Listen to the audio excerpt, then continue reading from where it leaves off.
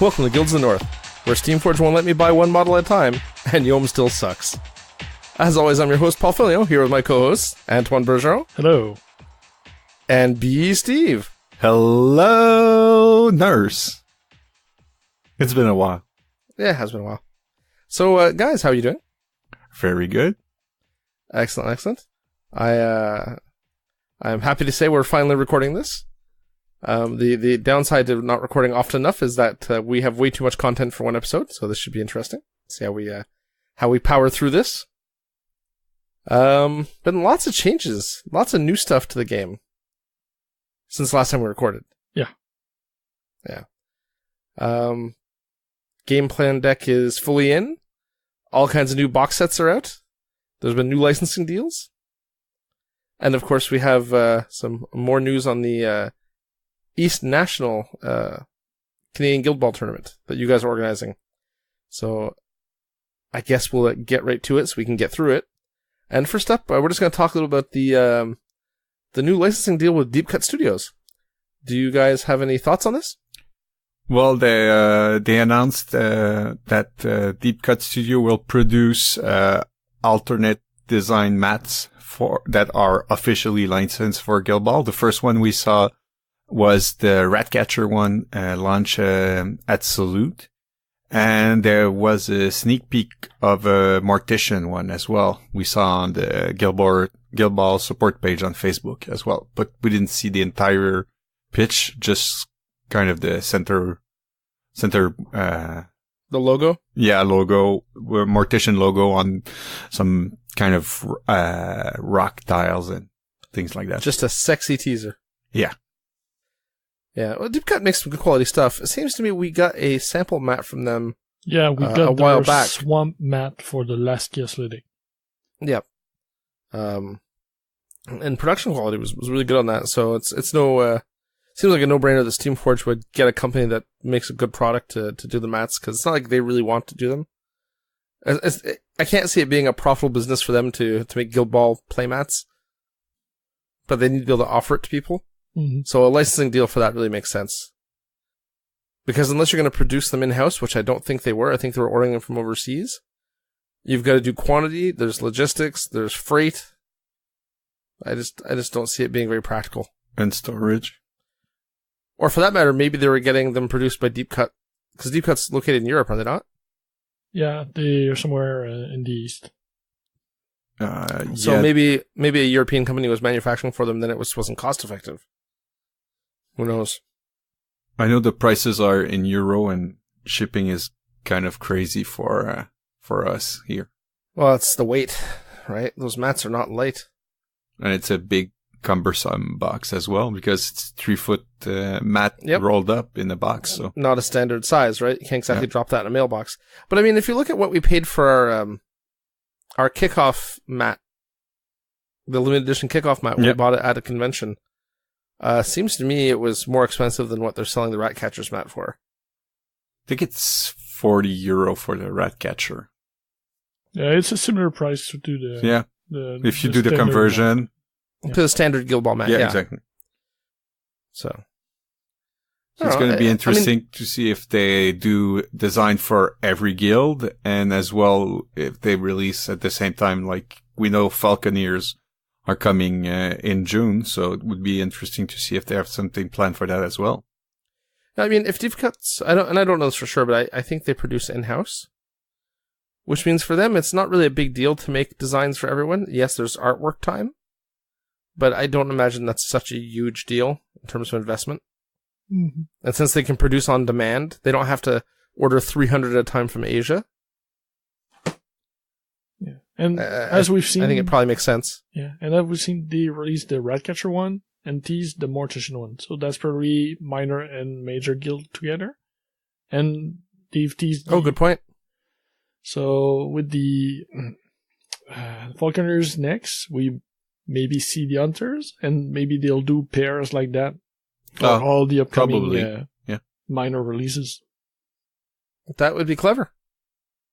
Look at you thinking. I always knew you were the brains of this operation. You weren't just the pretty one. I'm not pretty, so I need at least something. That's not what our female fans say, Antoine. Yeah, It's not all about the accent, you know.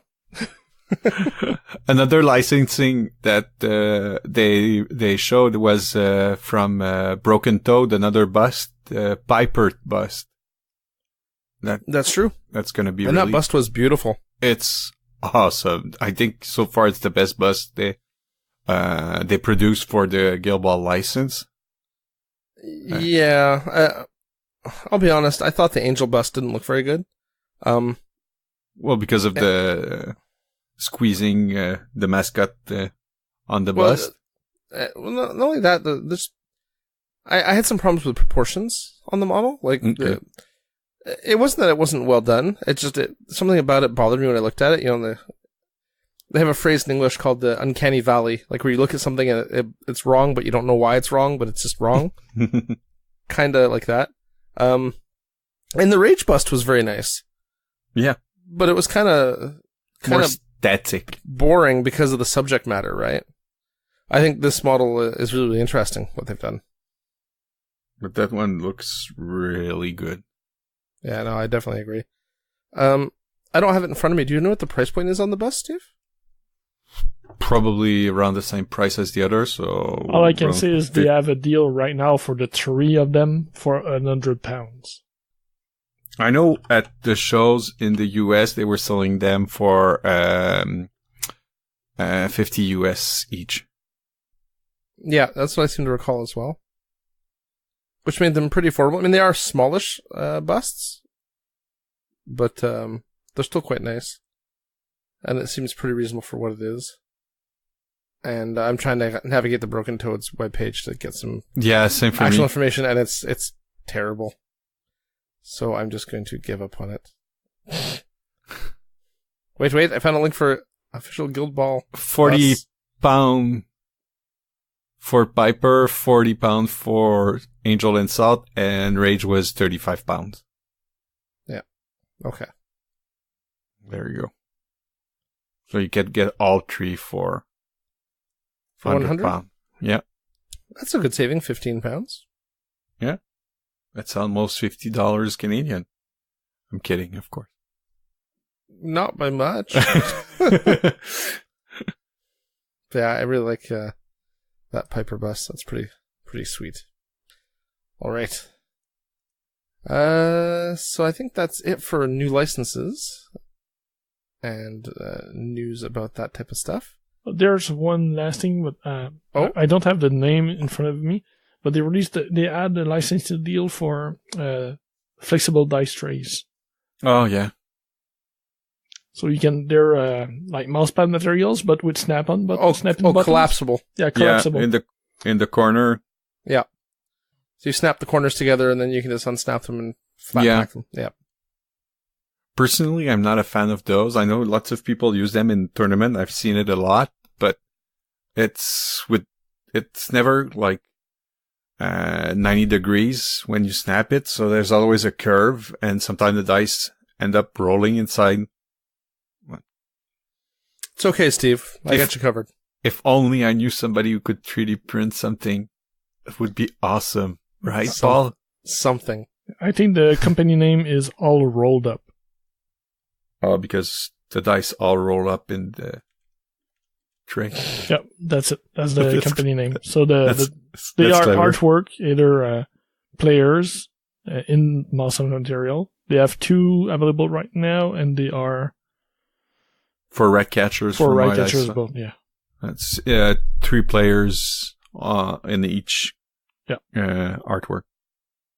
That's pretty cool. It's easily transportable, which is good. Yeah. Yeah, absolutely. Absolutely. Anyway.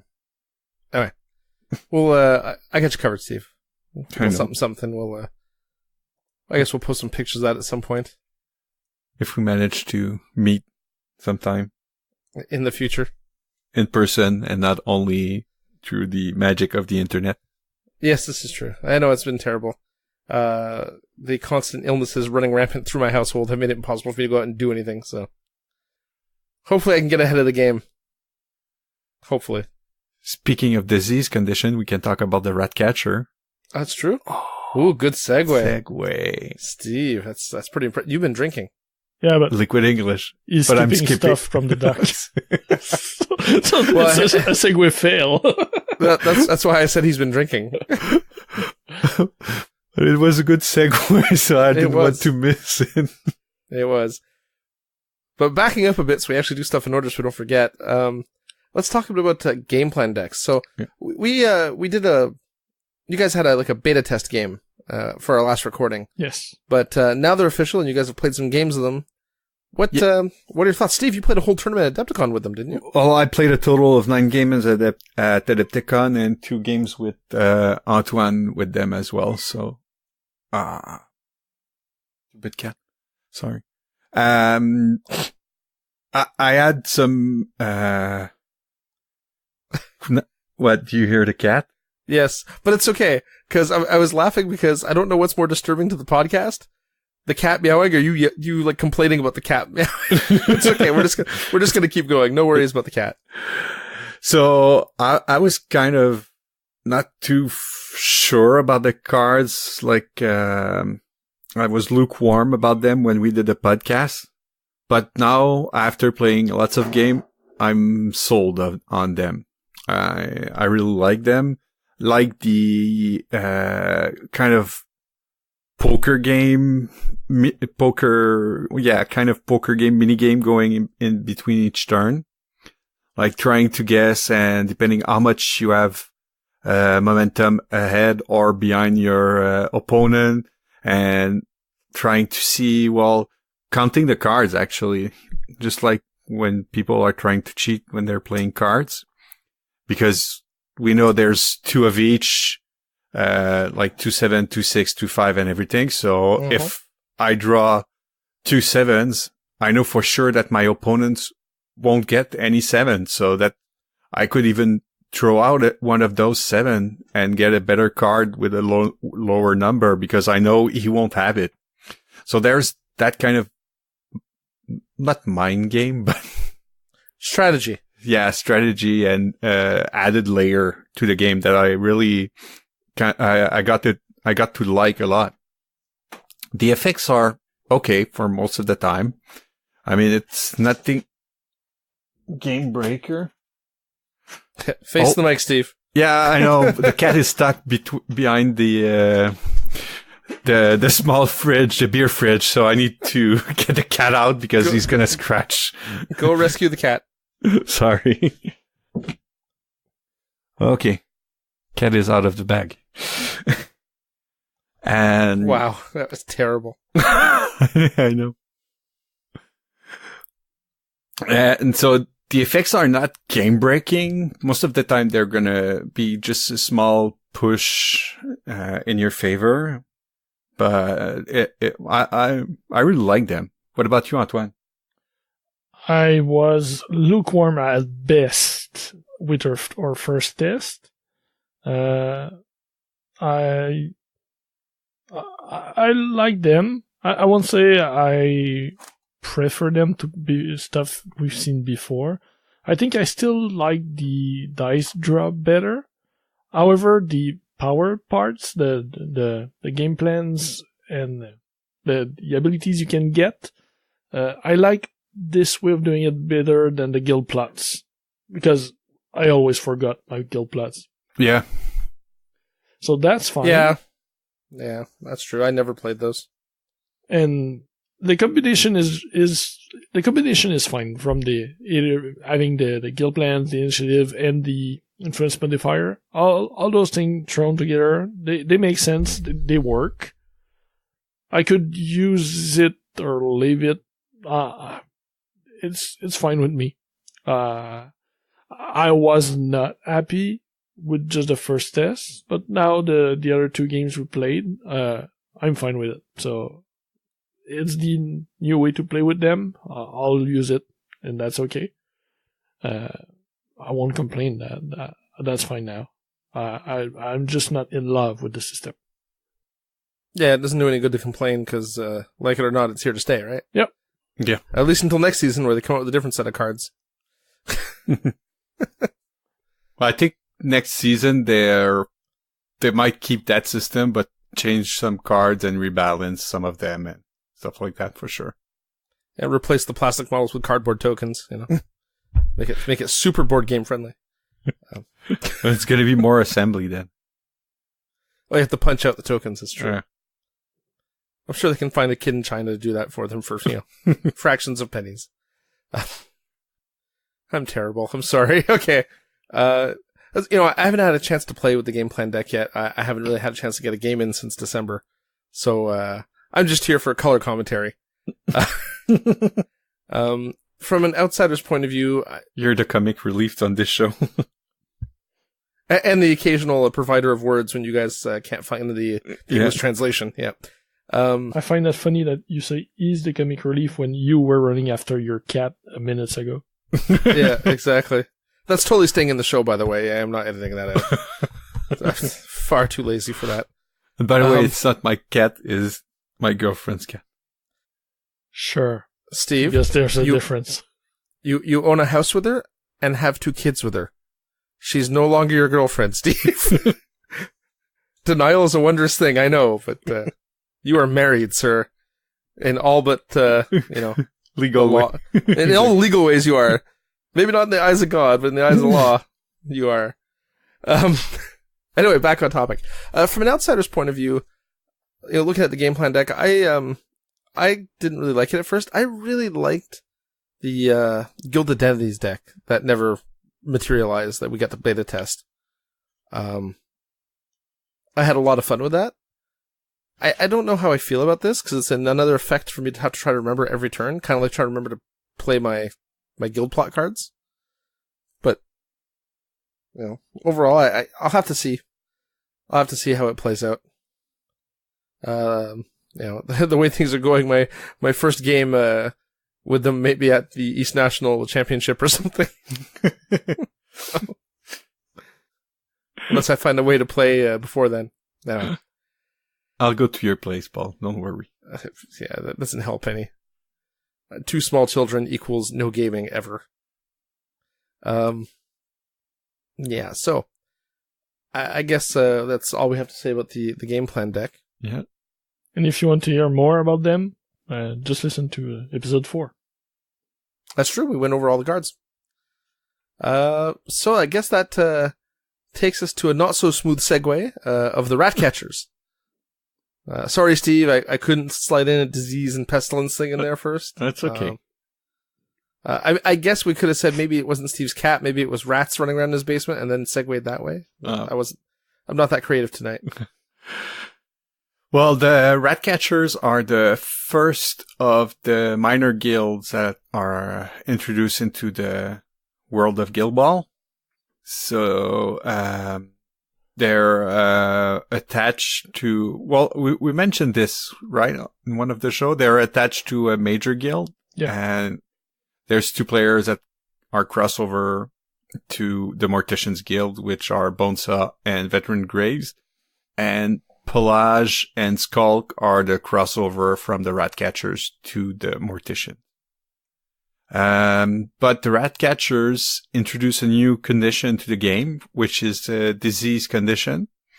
So when somebody is suffering the disease condition, at the end of his activation, everybody within 2 inches of that model suffered the disease condition. And when you're suffering the disease condition, you need to spend 1 more momentum point to either use Take a Breather or when you use Command Mate on that model.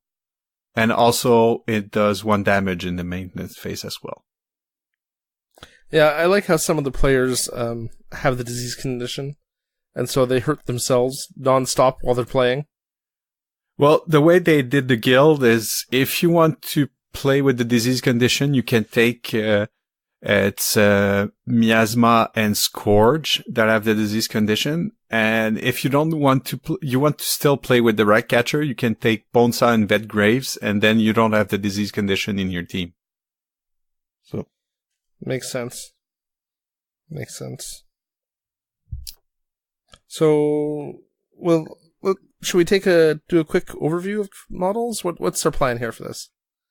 I know we don't want to drag this out too No, long. we don't want to talk about the playbook and So- each model, but we can just do Maybe a quick overview of what the Yeah. team wants to Yeah. do. So, Steve, Yeah, you have exactly. more experience with them.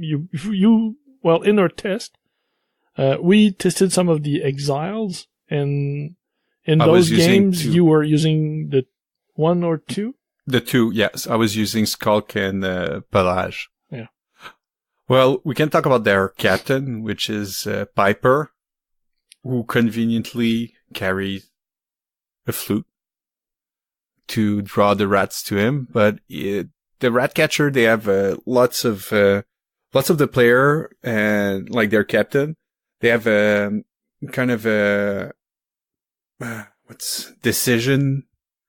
The decision condition, not condition, but they force you to take decision. Like, when at the end of a model activation, your opponent choose between A or B. Like Piper, once per turn, he can either jog towards a model or that model jogs towards him. So it's up to the opponent to choose which of the effects he wants to suffer.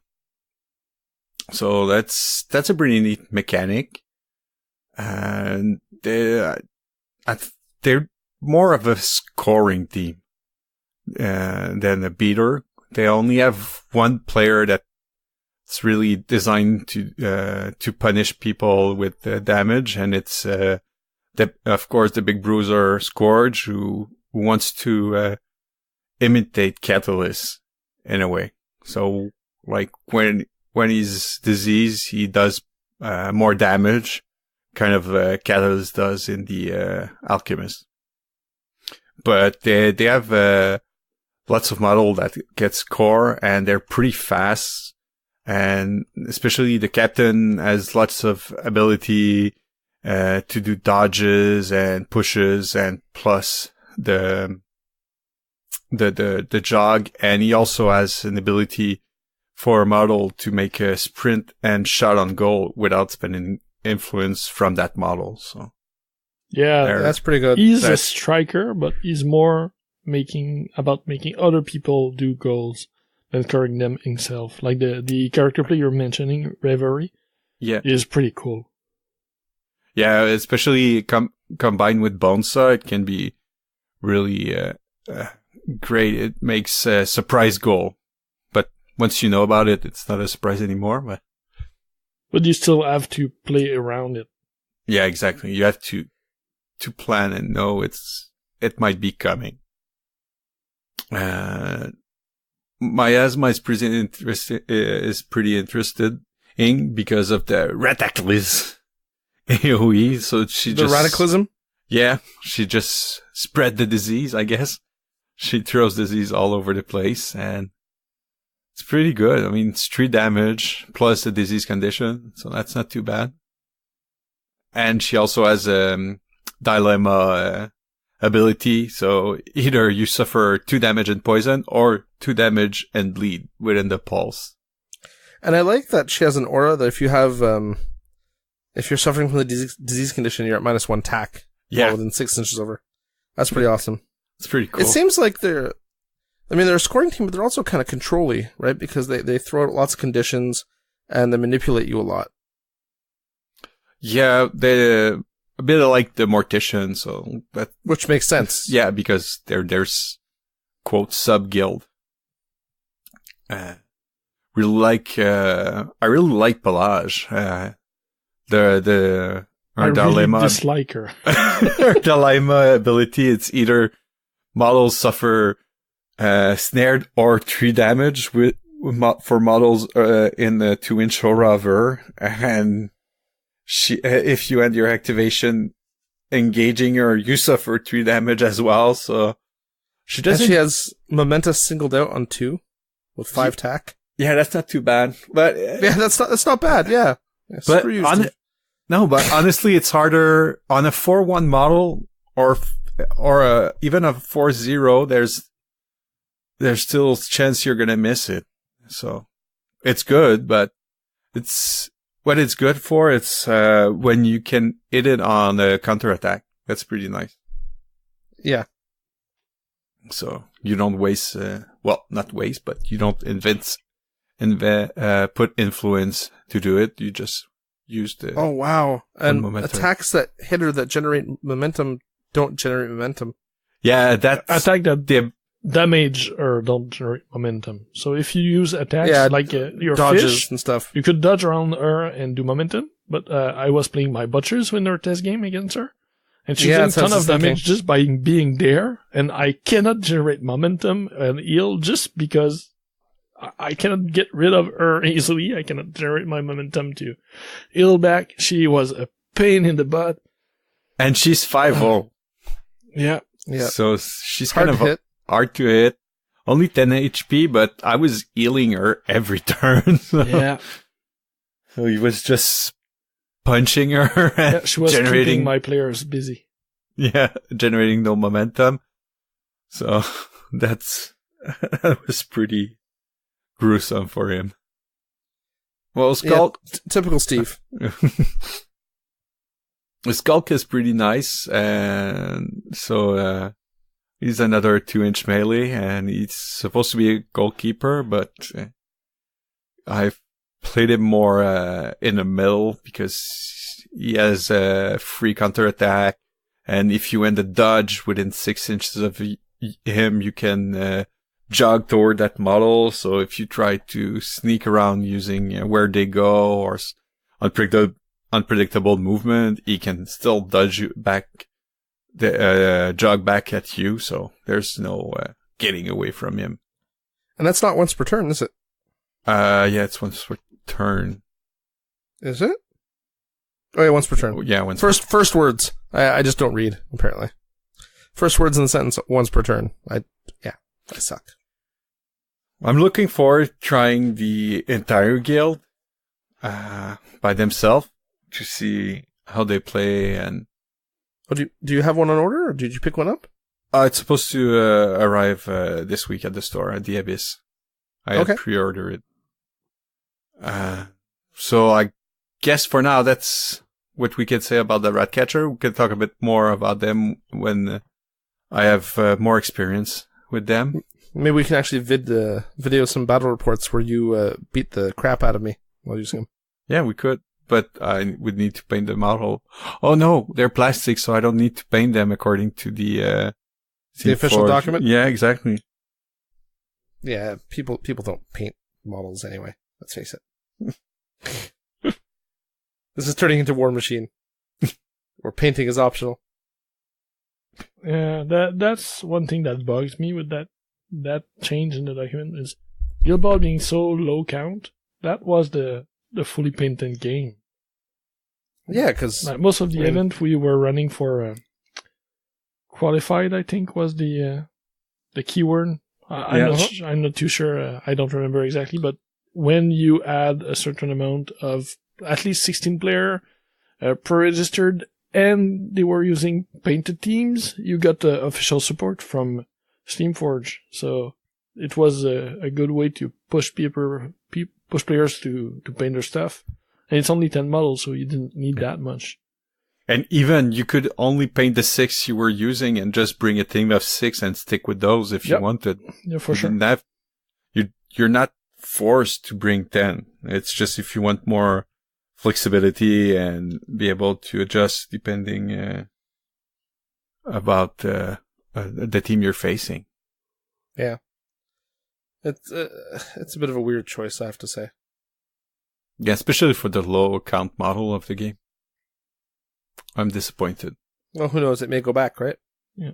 A lot of people complain about it. So, not like I have no problem about not asking people to paint their stuff.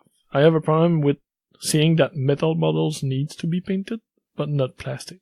Yeah, not consistent. That was the part that bugged me. Like, if they said painting is not required anymore, fine, that's it. It's on the TO's part.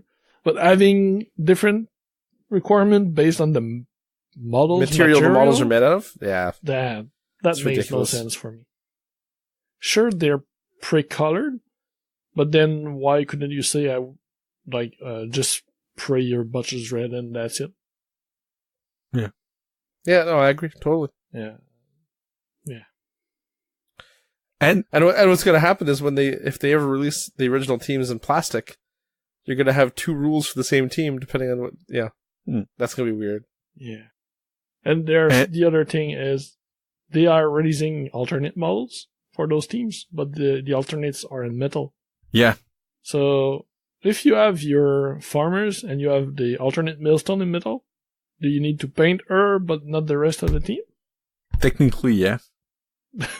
by raw. Yeah, so that just doesn't work for me. Yeah, that makes total sense, right? Exactly. That's very logical. Anyway, Speaking of metal model, we can talk about the Exile player. Oh, that one works. Yeah, segue that works. Well done, Steve. Well done. So these are the models from the community event last autumn. Summer that concluded at SteamCon UK, and each guild were battling to there were pairs of guilds battling over the control of a union player that was gonna defect to their own team. Yeah. So fishermen and butchers were vying for control of who was gonna get veteran gutter, and mason and brewer were vying for decimate. And the list goes on. So, which one do we want to talk about first? I'm gonna pick Harriet. Harriet? Talk about Harriet, yeah, because she has an 8-inch punch, so that makes her awesome. And a mechanical arm.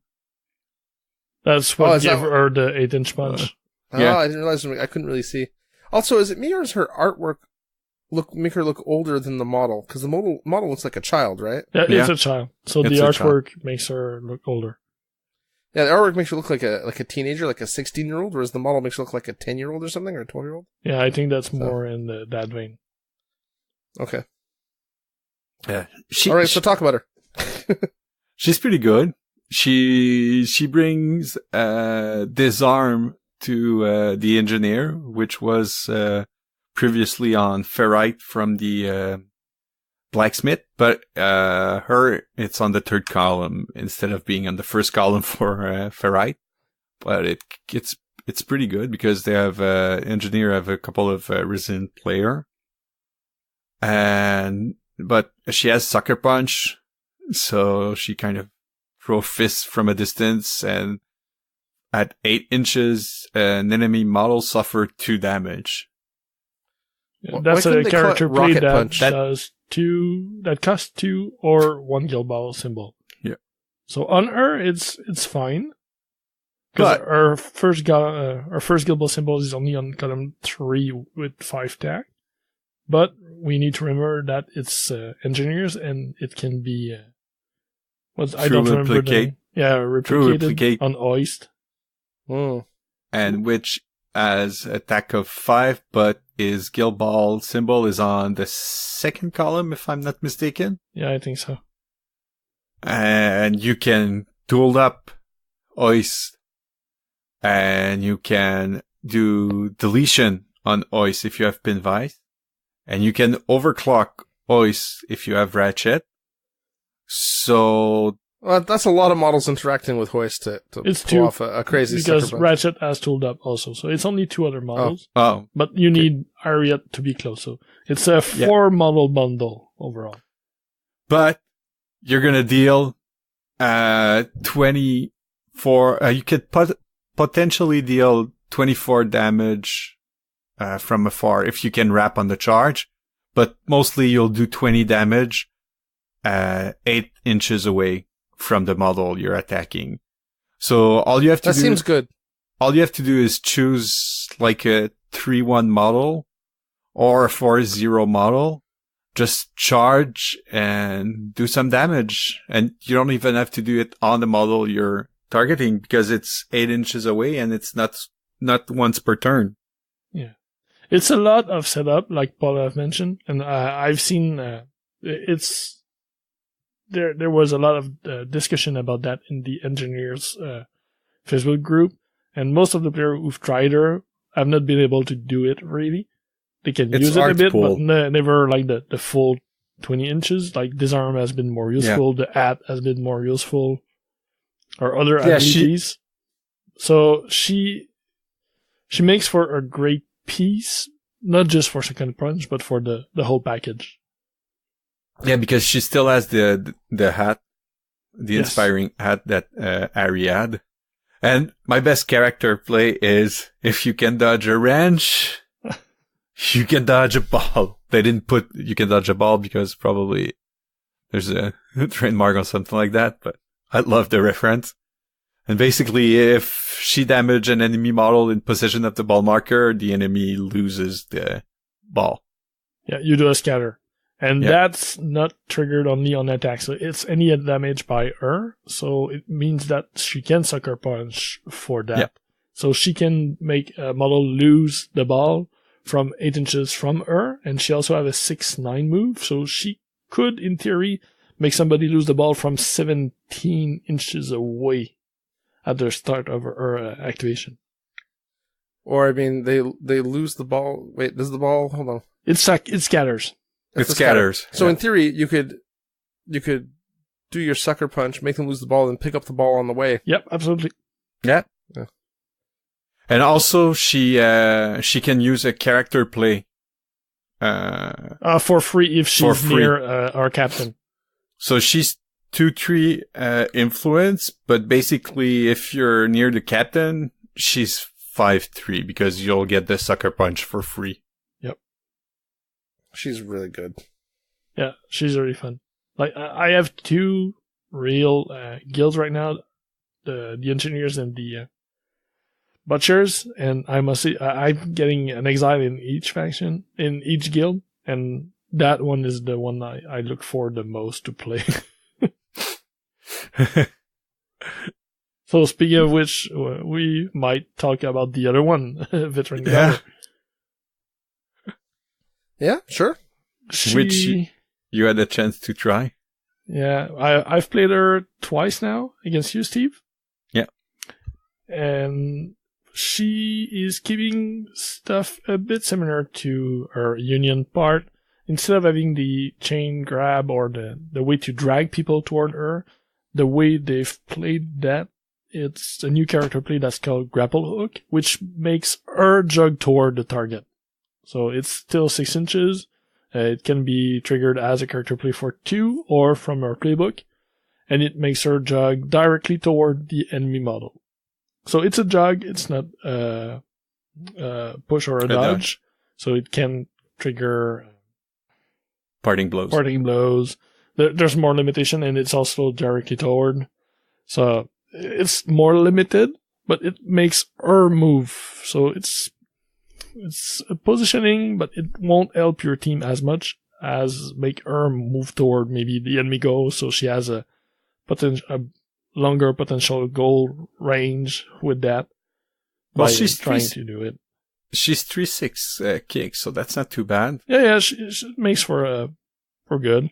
She kept an optimal call precision. She kept her 2-inch melee. So overall, she's still a beater. She can by herself do less damage because she lost the character play that did damage to everybody in her control area, which in Butchers would have been crazy. Sighting blows. Yeah, sighting blows with the honor and insane. All the way to put the extra damage on a model. They can do I think +3 or +4 with Butchers. It would have been crazy with Ox and tooled up and wow. Yeah, so that's fine, but overall, after playing her twice, I don't think she's bad. I just find her uninspiring. She's like, she doesn't have a lot of options. She only have one character play. Her tackle is really high. I found her boring in the game I played. Like, the first game she didn't even do anything. The second game, she did damage constantly, but her second damage is only on 3.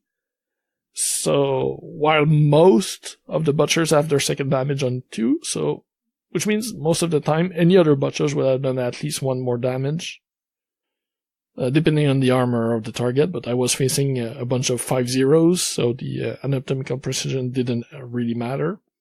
Right. So, But she's 2-inch melee, so. Yeah, but so is Boar, so is Shank, so is Tenderizer. So, I think she might be good. She might be better against a different team. Like, you played your Morticians both time with the Ratcatchers player in, and she might be better against a different lineup. Yeah. So I'll have to test her again. The model is fantastic, so I'm gonna get her anyway, that's for sure. I'm just maybe not in love with her. Yet. Yeah, I'm not in love with Fillet yet, and she's been out for 2 years and everybody's crazy about her, so I don't think Gutter will get there. Fair enough. Fair enough. All right, fine. Be that way. All right, so who do we want to talk about next? You want to hit Decimate? I mean, she's a brewer, and brewers can't win, right? Exactly. Brewers suck. I think that's what they're supposed to do. Well, that's why Yum stopped playing the game, because Brewers sucks, right? No, because of Stave. Only Stave. Stave sucks, yes. Stave Gate. Yum Gate. So she gained an inch of melee. She's not 2-inch, and her she's back to her original melee. Yeah. in season 1 before Pre-Errata, she was melee too. And she was crazy. Yeah, she was a wee bit too good, as I recall. Yeah. And she still has anatomical precision. And she now has acrobatic, and she has stagger to remove 1 defense. She stacks 6, and she has a brewer's playbook. Means it's only 5 column long. And she gained tough-eyed. But what makes her good is her heroic play, because all brewers need to have a heroic play. And it's a duelist lunge.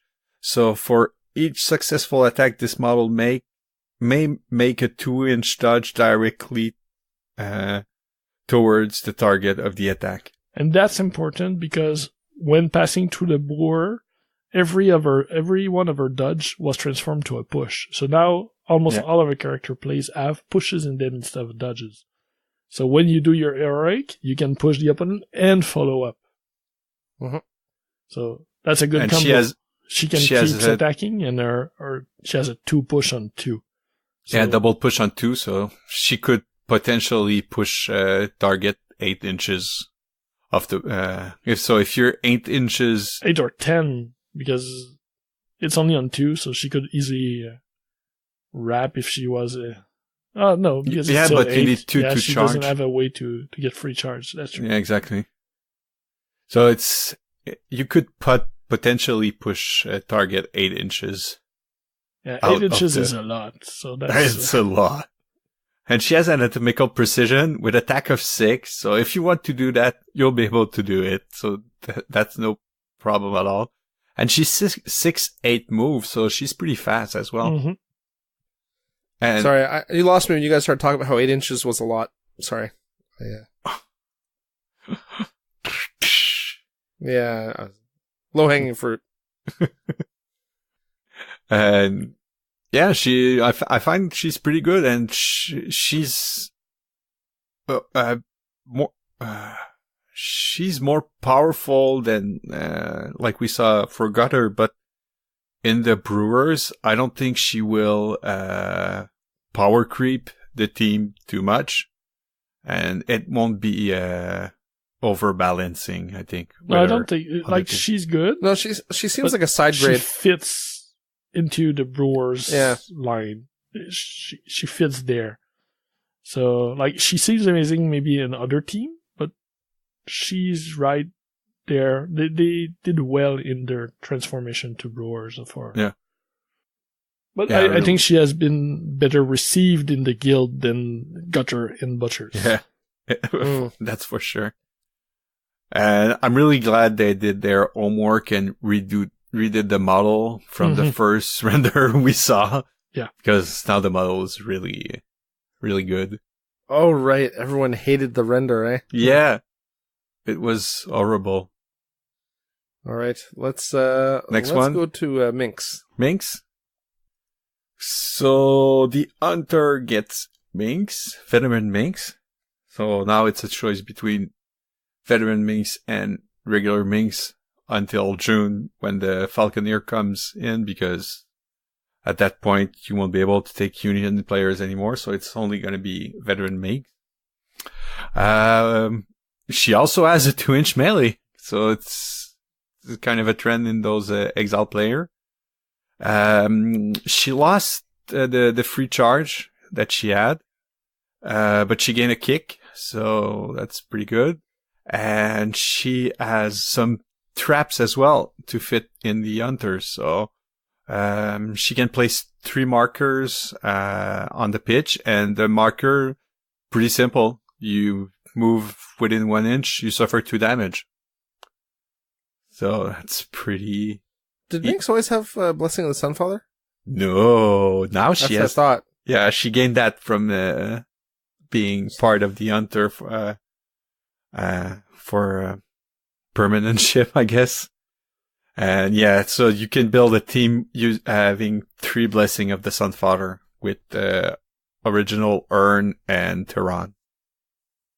It sounds fair and balanced. Well, it's not too bad.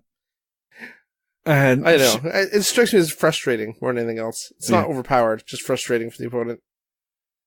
And one of her character play is marked for death, and it's really good to enable J-Car. She already had that in the regular version, right? No, the regular version was mark target, which gives you 2 inches of additional inches of charge against that model. Also, this is the same, but you also charge for 1 less influence. You charge for 1 less, so it's and a better one. Okay. Yeah, but she needs to be in the melee zone of that model, so she needs to be engaging that model. Okay, so it enables it for another player. Yeah, exactly, because mark target was a character play, but it could be done 8 inches away. Yeah. So it's really good, like for J-Car or both Urns, because basically give them 1 more influence, or even Tehran. She lost the ability to do snares, so it's gonna be 1 less snaring model on my lineup. It's less snared.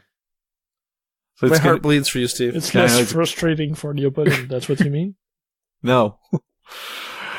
Well, it's going to be frustrating with all those traps and J-Car just pushing you around in traps. You suffer 2 damage, you suffer bleed, you suffer... Yeah, but I prefer the 2 damage than snare. Well, I haven't tried her yet, so I'm looking forward to try her. So maybe next game I get to play, I'll bring the Hunters and proxy her until she's out on... The Exiles are out on May 18, if I'm not mistaken, right? Yeah, I think so. like that.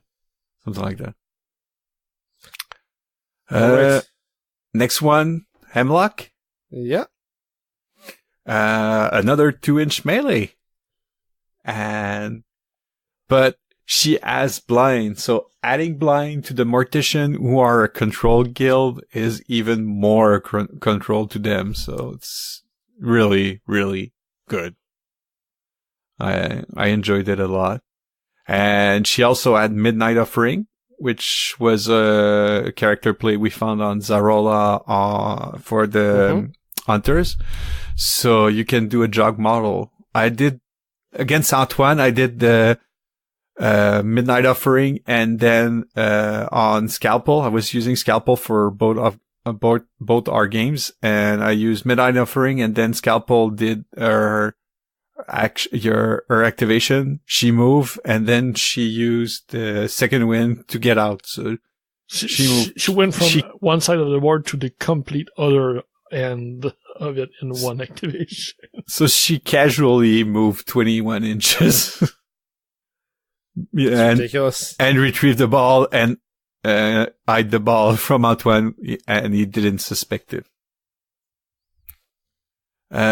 She's a bit of a emo because she can scratch herself to suffer 3 damage, and you'll spend 1 less influence on a character play.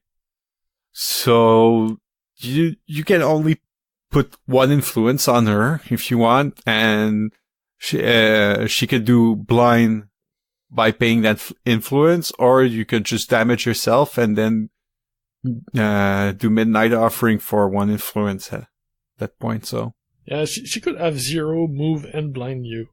yeah, So she could. That's sneaky. Like the characters with 0 on them, usually you kind of forget. But having the ability to do it for free, for damage instead of an influence is pretty good. Yeah, That's cool. That's something to remember.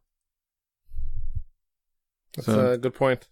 her playbook is so-so, but she's not there to do attacks. She's really there for supporting, and if needed, you could always use her for assist. She has a 2-inch melee, so it's not too bad. All right. Last one, Yeah, well, last but not least. the crippled hero. The only one with a 1-inch melee in that old box. No, Harriet has 1 inch as well. She does? Yeah, she I'm so does. used to Ari having 2. Yeah, Yeah. that's true. So it's a veteran honor who got her leg mangled in the fluff. So she's back in action, but with the farmers. Yeah, she's back as a coach, Yeah. bringing the farmers up to speed for the majors. And she's really a support character because she's a planter. So she'll put harvest marker for you. But she's really slow at 4-6 and only attack 4 because she has a walking stick and a dog to aid her. So.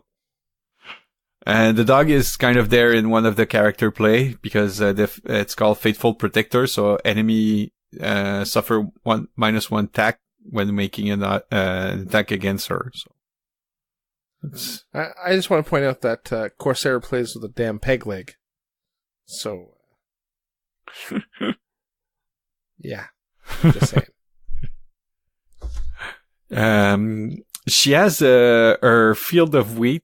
Another character trait she has, it's a 4-inch pulse, and when she does that, she may choose any number of harvest marker within the pools, and she remove them from the pitch and then place them within that pulse. But it doesn't say friendly harvest marker. It just says harvest markers. So if you're playing against another farmers guild, you could just take their harvest marker. Move them all closer to you? Yeah, especially since now Tater and Thresher need to be closer to those harvest marker and to need to remove them. So you could just steal them. That's so mean. And beat that guy. And or her legendary, it's a 6-inch pulse. And you may remove, that one is specified, it's friendly harvest marker. Well, at least. At least that one is specified. And you remove those harvest marker and she allocates influence. So yeah. I get the suspicion that a lot of these characters will change over time. Well, she's not too bad. I mean, No. she's really a support character, and I don't She think, won't do much by herself. yeah. She's really there, like, if you have bad placement or, like I said, you want to steal harvest marker, but I don't see her being on the pitch often, honestly. Because the rest of the team is so good that you're gonna have a hard time finding a place in your 10 to include her, I think. Does that change a bit with the nerfing of Thresher and stuff?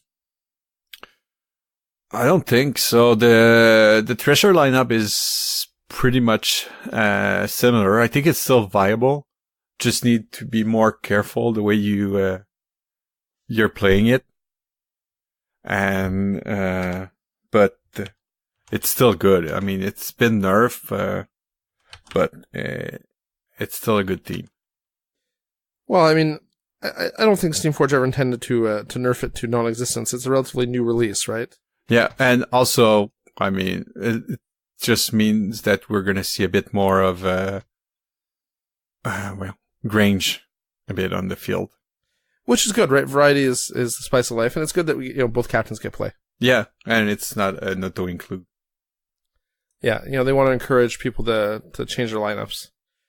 Which, in all honesty, that's the nice thing about all these new models coming out is there's more variety, there's more chances to experiment. Yeah. I just wish I didn't have to buy a box of 6 models when I only want 1, right? There's been lots of complaint about that. Yeah, they've hinted that there's something coming to fix that or kind of alleviate that a little bit. No one knows what that is, though.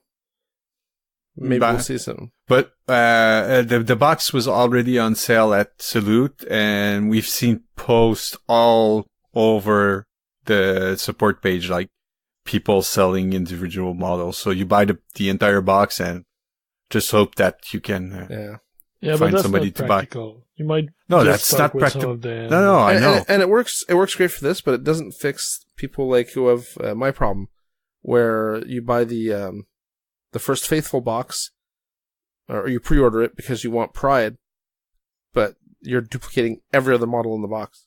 Yeah. That box is not great value because the only new model for sure, and the Harry is just a resculpt. Yeah, alternate Harry, yeah. But, I mean, the other one were already out, so.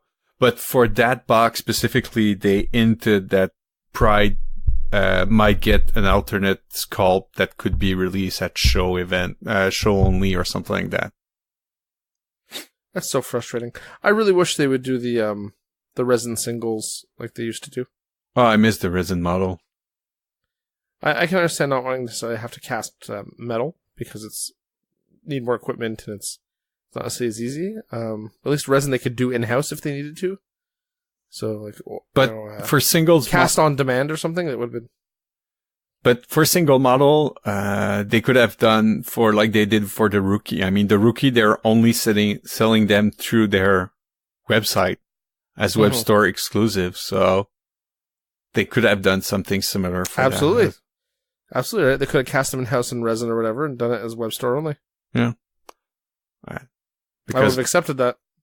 Yeah, I think that it's because they don't want to alienate local gaming store by having too many exclusive model and just the base for the store. Steve, not too many exclusive models. It seems like there's a new box set with exclusive models every holiday. I know. So yeah. Not too many exclusives is a bit of a stretch. Just saying. Not knocking it, just saying. It's I know. A stretch. All right. Think that's a wrap for now? Yeah, we were going to discuss the Faithful, but it is a little bit later than... And we don't have much information, so yeah, we'll come back to you when we have more. And that hopefully will mean another episode 6, sooner rather than later. But we do have one last thing we'd like to talk about.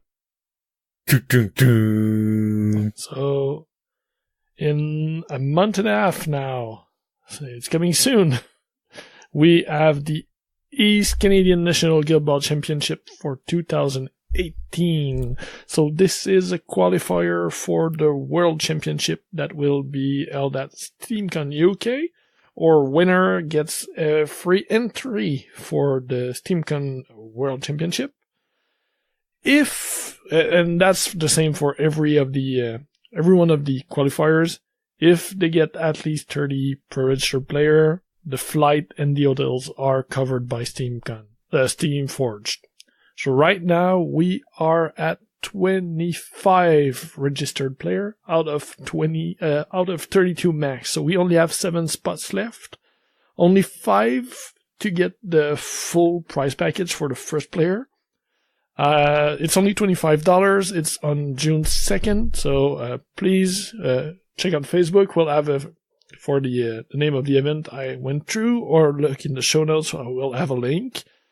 We have amazing price support right now. We got stuff, the regular stuff from Steamforge. Hidden Forest sent terrain packs.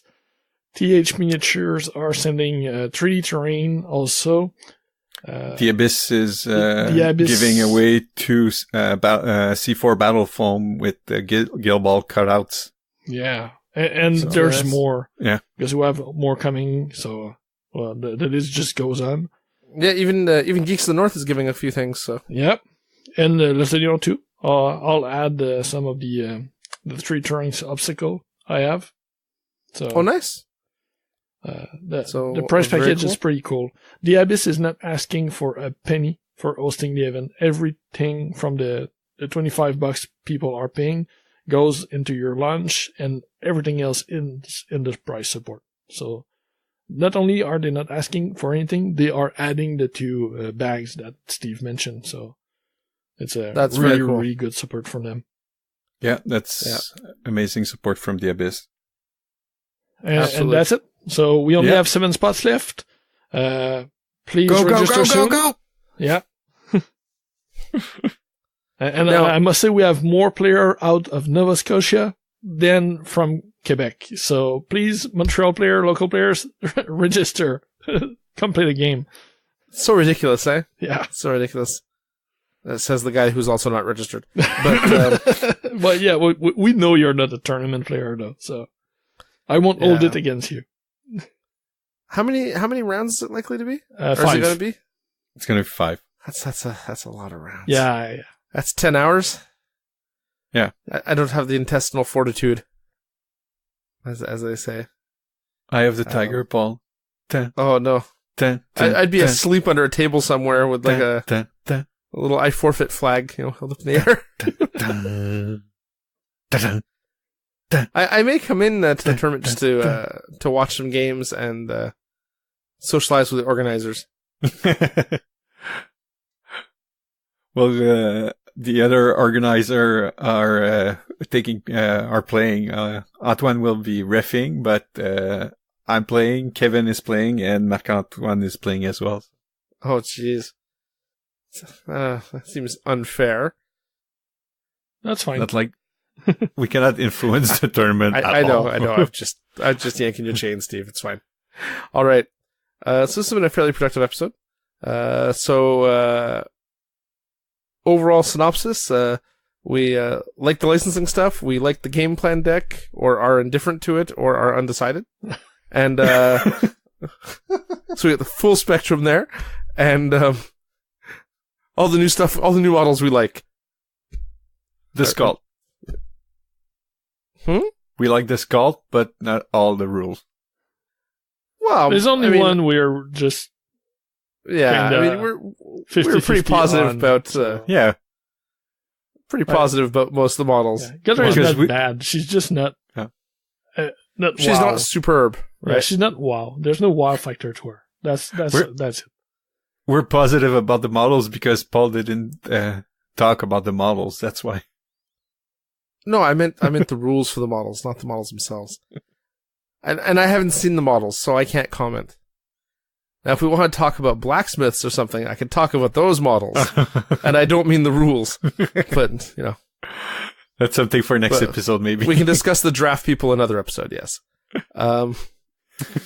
So I guess that's it for this week. Guys, as always, it was a pleasure, and I look forward to recording this again next week or the week after. Perfect. See you there. Bye, geeks. Thanks for listening to Geeks of the North. If you want to contact us, you can email us at geeksofthenorth@gmail.com. Like us on Facebook at facebook.com/geeksofthenorth, or follow us on Twitter at Geeks of the North. You can follow me, Paul, at PRFilio, Antoine at Eltonio Berg, Steve at B_Steve, and if you really feel the need, I guess you can follow Yom. He's at Yomasta. Breaks and outro music by Ladrave. You can listen to them at ladrave.bandcamp.com. See you next time, geeks.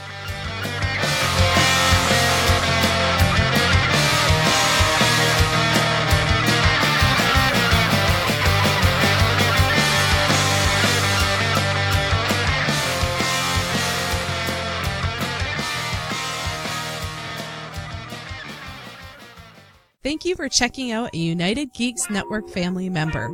If you enjoyed it and are looking for other online media with a geek culture slant, head over to UnitedGeeksNetwork.com, where you will find All Us Geeks, a podcast that discusses board games, movies, television, comics, Kickstarter, and many other forms of geek culture.